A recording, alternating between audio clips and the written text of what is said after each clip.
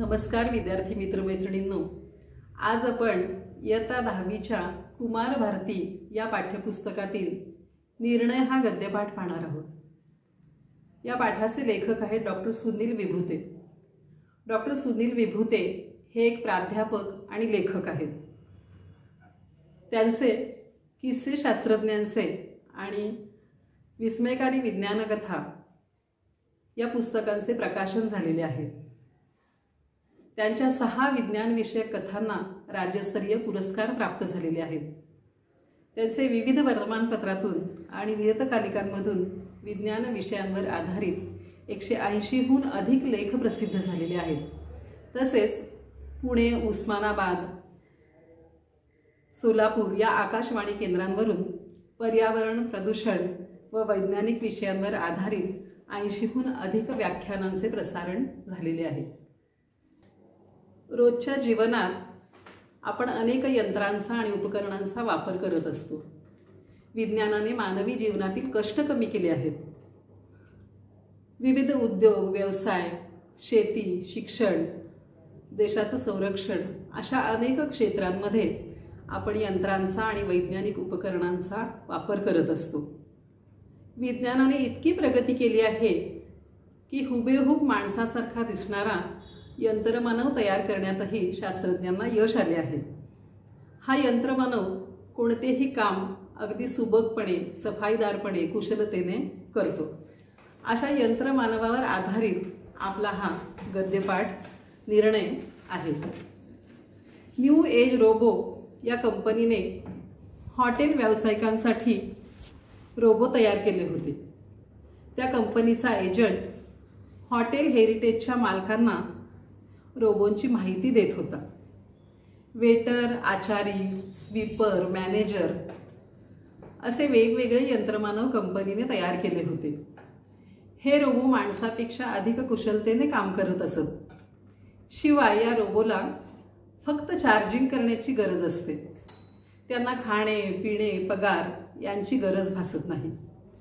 मात्र एका रोबोची किंमत 1 लाख रुपये आणि दर 2 महिन्यांनी 2,500 रुपये सर्व्हिसिंग चार्जेस असे सांगितल्यावर हॉटेल मालक विचार करू लागले की रोबो घ्यावेत की न घ्यावेत। हॉटेल मालक हॉटेलशी निगडीत कोणतेही प्रश्न चुटकीसरशी सोडवत असत, पण याला अपवाद म्हणजे वेटरचा प्रश्न। कामचुकारपणा, अचानक दांड्या मारणं, भांडण करणं अशा तक्रारींमुळे हॉटेल मालक हैराण झालेले होते। त्यामुळं हे रोबो म्हणजे त्यांच्यासाठी एक वरदान ठरणारं होतं। तरीही वाळवंटातील हिरवळ म्हणून मनोज नावाचा एक वेटर त्यांच्याकडे बराच काळ टिकून होता। मनोजमध्येही काही दुर्गुण होते, पण तो खूप प्रामाणिक होता आणि प्रसंगावधानी होता। अखेर वेटरचा प्रश्न निकालात काढण्यासाठी हॉटेल मालकांनी 4 रोबो विकत घेतले। रामू, श्यामू, दीपू आणि विजू अशी त्यांना नावे देण्यात आली। हॉटेलच्या सर्व कामांचे मेमरी कार्ड या रोबोमध्ये बसवलेले असल्याने ते अगदी सहजतेने चांगल्या प्रकारे आपले काम पार पाडत होते। फक्त रात्री 11 ते सकाळी 6 या वेळेत त्यांना चार्जिंग करावे लागत असे। दर 2 महिन्यांनी सर्व्हिस इंजिनियर येत असे आणि या रोबोंचे सर्व्हिसिंग करत असे।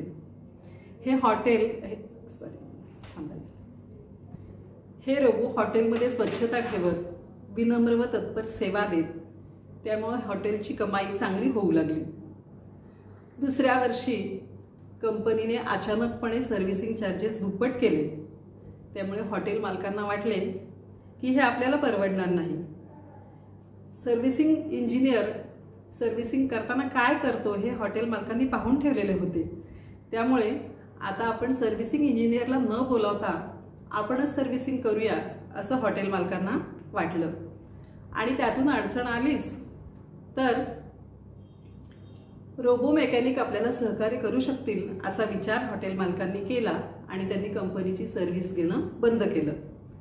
एकदा त्यांना हॉटेल मालकांनी सर्व्हिसिंग केलंही आणि सगळं काम छान सुरळीतपणे पार पडलं होतं। पण अचानक एके दिवशी रोबो वेटर नीट काम करेनासे झाले हॉटेलमध्ये खूप गोंधळ माजला. या अनपेक्षित प्रकाराने हॉटेल मालकांना अतिशय त्रास झाला. शेवटी कंपनीतून पुन्हा सर्व्हिसिंग इंजिनियरला बोलवण्यात आलं. त्याच्याकडून सर्व्हिसिंग करून घेण्यात आलं आणि पुन्हा हे रोबो नीट काम करू लागले. सर्व्हिसिंग इंजिनियर म्हणाला, जोपर्यंत आमच्याकडून तुम्ही सर्व्हिसिंग घेत होता तोपर्यंत सर्व काही सुरळीतपणे पार पडलं होतं, पण केवळ पैशांचा विचार करून तुम्ही आमची सर्व्हिस बंद केली. तुम्ही प्रमाणापेक्षा या रोबोंचा अधिक वापर केला आहे, त्यामुळे आता हे रोबो अधिक काळ काम करू शकणार नाहीत. फार तर ते महिनाभर टिकतील. तुम्हाला आता नवीन रोबो घ्यावे लागतील. नवीन रोबो यापेक्षा अधिक चांगले आहेत आणि ते रिमोट कंट्रोलवर चालत असल्यामुळे त्यांच्यावर लांबूनही नियंत्रण ठेवता येणार आहे. दरम्यान हॉटेलमध्ये एक भयंकर प्रकार घडला. शनिवारचा दिवस होता. दुपारी 12:30ची वेळ होती. साधारण 35ची एक स्त्री 2 मुलांना घेऊन कारमधून उतरली आणि हॉटेलमधील AC रूममध्ये गेली. या AC रूममध्ये रामू या रोबोची ड्युटी होती. तिने दिलेली ऑर्डर त्याने घेतली. 5-10 मिनिटांनी ती नेऊन दिली आणि पुन्हा आपले तो काम करू लागला. थोड्या वेळाने त्या AC रूममधून लहान मुलांच्या रडण्याचा आवाज ऐकू येऊ लागला. 5-10 मिनिटांनी लहान मुलांच्या रडण्याचा आवाज ऐकू येऊ लागला. ताबडतोब रामूला AC रूममध्ये येण्यास सांगितले. तेव्हा सर्व काही व्यवस्थित आहे, ती स्त्री झोपली आहे म्हणून लहान मुले रडत आहेत असे त्याने हॉटेल मालकांना सांगितले. ही गोष्ट हॉटेल मालकांना पटली नाही म्हणून त्यांनी मनोजला पुन्हा त्या AC रूममध्ये पाठवले. मनोज तेथे आत गेला तर त्याने पाहिले की ती स्त्री बेशुद्ध पडली होती. तो खूप अस्वस्थ झाला. त्याने ताबडतोब हॉटेल मालकांना बोलावले. हॉटेल मालकांनी तिला हॉस्पिटलमध्ये नेण्याची व्यवस्था केली. तिच्यावर उपचार केले गेले तेव्हा डॉक्टर म्हणाले की ब्लड शुगर कमी झाल्यामुळे त्या बेशुद्ध पडल्या होत्या. लवकर आणलं म्हणून मी त्यांना वाचवू शकलो. मनोजने परिस्थितीचे गांभीर्य ओळखले. हॉटेल मालकांनी माणुसकी दाखवली, त्यामुळे मोठा अनर्थ टळला. आता मात्र हॉटेल मालकांनी पक्का निर्णय घेतला की नवीन रोबो आता विकत घ्यायचे नाही. या पाठातील काही शब्दार्थ आपण पाहूया. हुबेहूब याचा अर्थ जसेच्या तसे, तंतोतंत. मेकॅनिक याचा अर्थ आहे यंत्रज्ञ. अवसान म्हणजे शक्ती.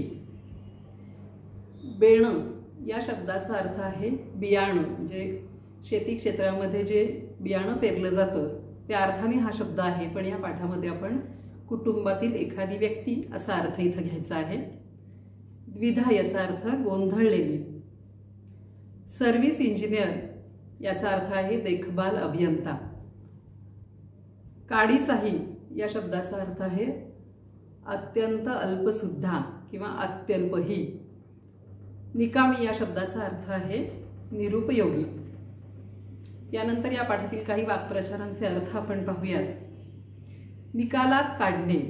निकालात काढणे म्हणजे एखाद्या गोष्टीचा निर्णय करून टाकणे.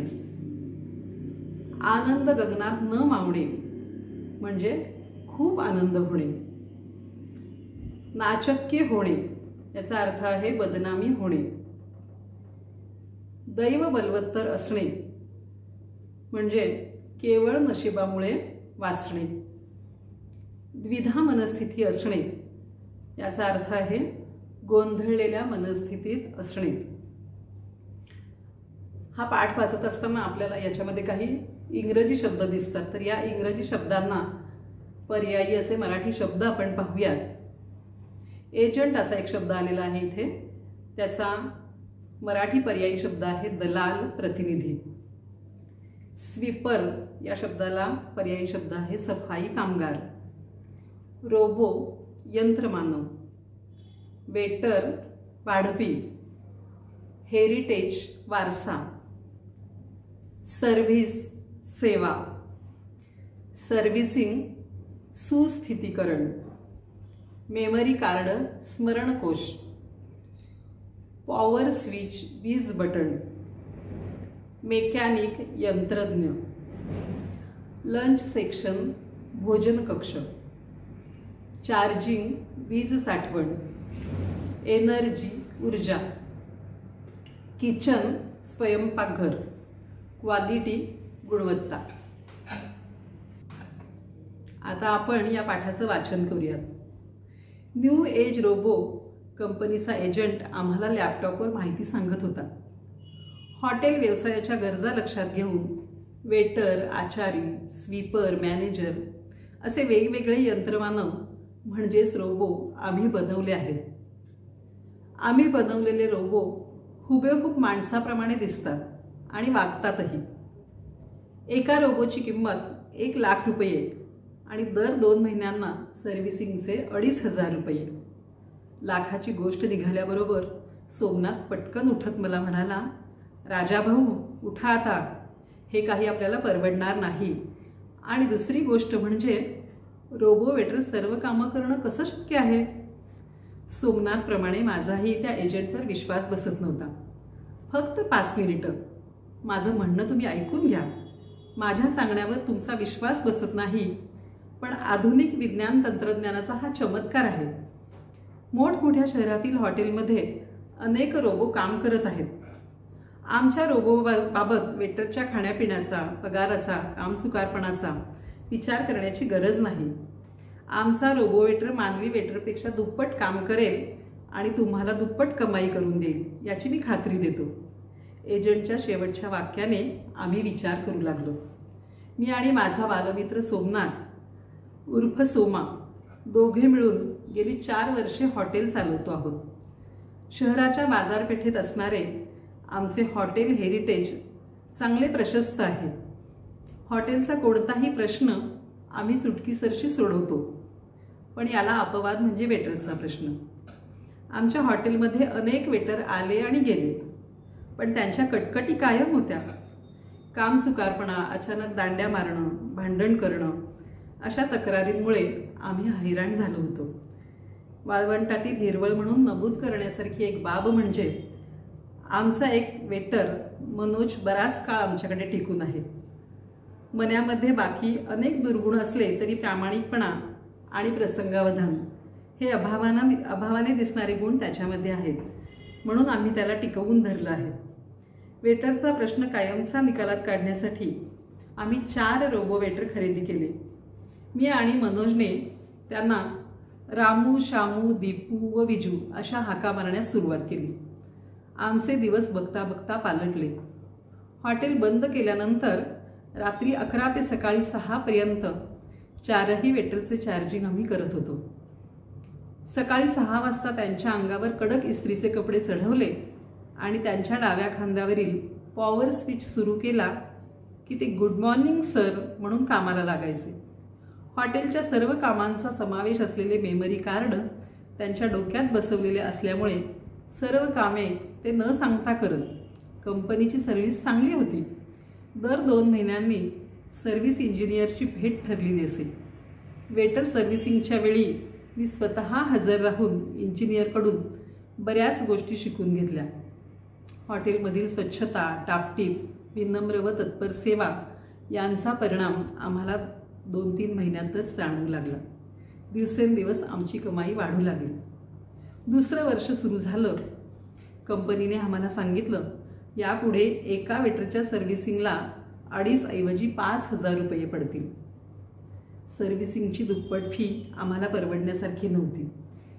इंजिनियर सर्व्हिसिंगच्या वेळी जे करतो ते आपण करू शकतो आणि रोबोचे मेकॅनिक आता आपल्या शहरात आहेत, त्यामुळे किरकोळ दुरुस्तीला अडचण येणार नाही असा विचार करून आम्ही कंपनीची सर्व्हिस घेणं बंद केलं. एवढंच नव्हे तर सर्व रोबो वेटर्सचं एक सर्व्हिसिंग मी स्वतः केलं. विशेष म्हणजे सर्व वेटर्सचं काम महिनाभर सुरळीत चालू होतं.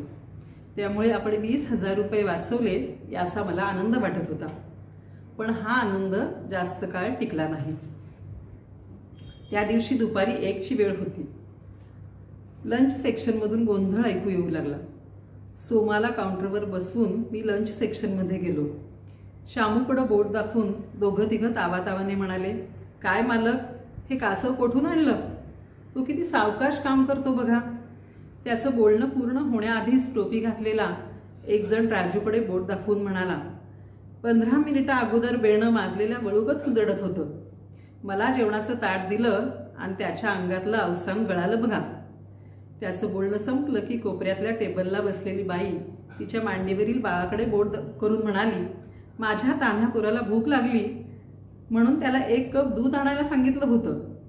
1 घंटा उलटून गेला तरी अजून दूध आणतोय. पोरगं झोपलंय म्हणून बरं, नाहीतर एवढ्या वेळात माझं पोरगं 3 वेळा रांगत जाऊन दूध पिऊन ढेकरा देत बाहेर आलं असतं. परिस्थितीचं गांभीर्य पाहून मी मनोजला लंच सेक्शन सांभाळण्यास सांगितलं आणि शामूला घेऊन किचनमध्ये गेलो. त्याची बॅटरी क्षीण झाली असावी किंवा चार्जिंग कमी झाल्यामुळे त्याच्या हालचाली मंदावल्या असाव्यात असं मला वाटलं.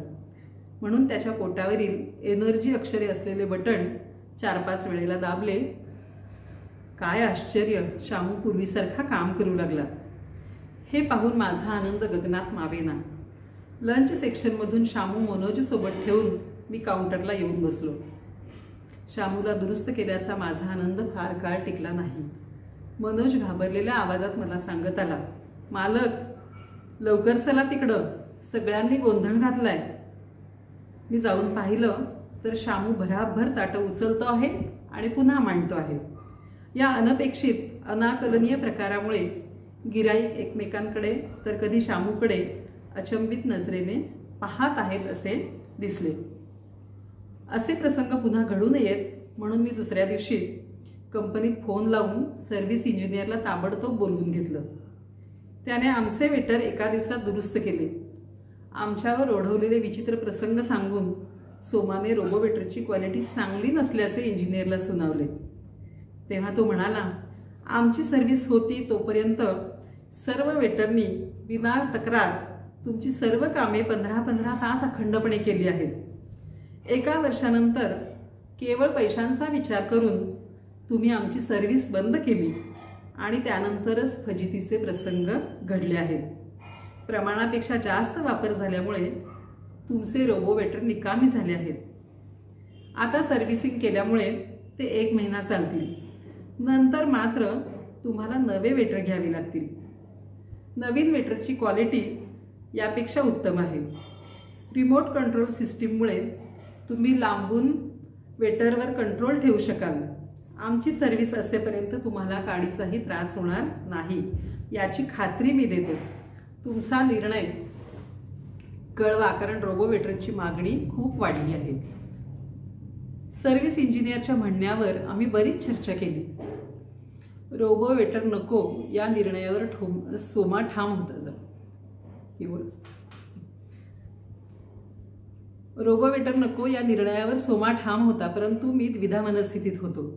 इंजिनियरचं बोलणं आठवलं की रोबो वेटर घ्यावेसे वाटायचे आणि झालेली फजिती आठवली की रोबो वेटर नकोसे वाटायचे.